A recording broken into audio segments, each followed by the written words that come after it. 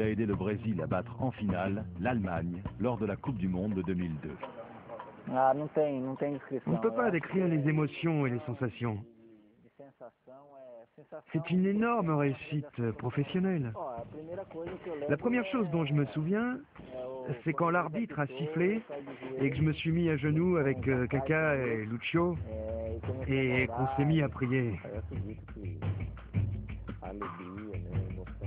Je crois que les émotions étaient à leur comble.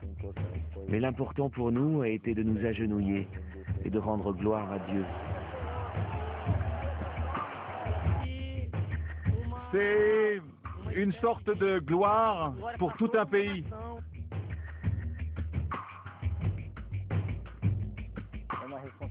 C'est une grande responsabilité de jouer dans l'équipe du Brésil. Parce que, comme tout le monde le sait, quand c'est l'époque de la Coupe du Monde, les joueurs deviennent plus importants que le président de la République. À partir du moment où vous devenez un joueur professionnel, vous devez apprendre à gérer la pression et le fait qu'au football, les Brésiliens sont les favoris. Je pense qu'on doit continuer à être le même, en dépit de l'argent et de la renommée. J'essaye simplement d'être ce que je suis.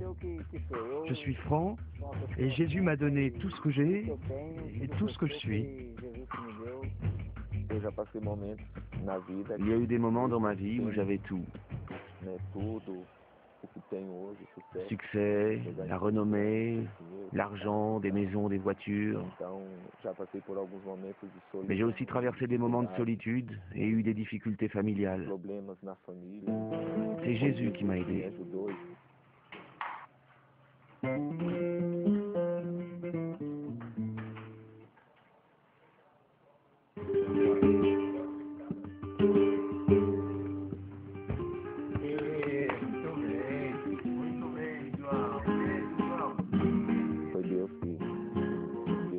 C'est Dieu qui m'a donné ma famille et une seconde chance.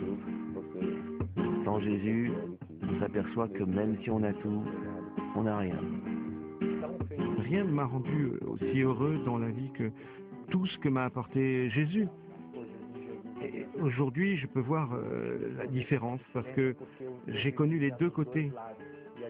La différence, c'est que vous devenez une personne nouvelle, une nouvelle création. Nous, chrétiens, devons proclamer le nom de Jésus. C'est le plus important, que l'on gagne ou qu'on perde. Ça ne sert à rien d'avoir du succès, d'être connu ou d'avoir de l'argent si on n'est pas sauvé.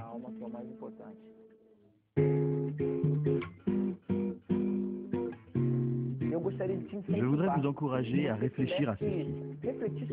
Pensez à votre vie et considérez la vie de quelques grands personnages. Qu'ont-ils fait?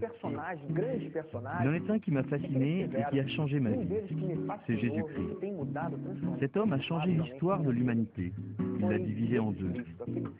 Je crois que le christianisme est au-delà de tout, même de la religion.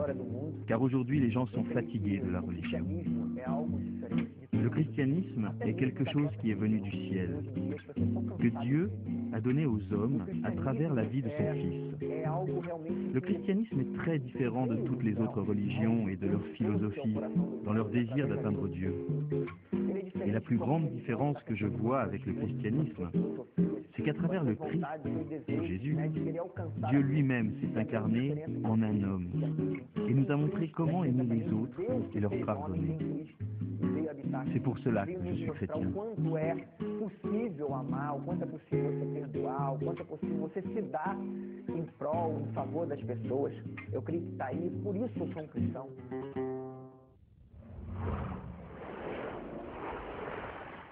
Nous sommes des joueurs chrétiens, mais parfois nous nous mettons en colère, ou nous faisons des choses que les chrétiens ne doivent pas faire. Vous ne devriez pas nous regarder ainsi. Le seul qui n'a jamais péché est Jésus. Nous sommes tous humains, nous péchons tous, mais Jésus est venu pour les pécheurs. Ne regardez pas vers les hommes, regardez vers Jésus. Vous venez de découvrir l'histoire de ces hommes et de leur relation à Jésus-Christ. Maintenant, regardez la véritable histoire de Jésus, telle qu'elle fut rapportée par un médecin du 1er siècle appelé Luc. Ce document est le film le plus vu de l'histoire du cinéma.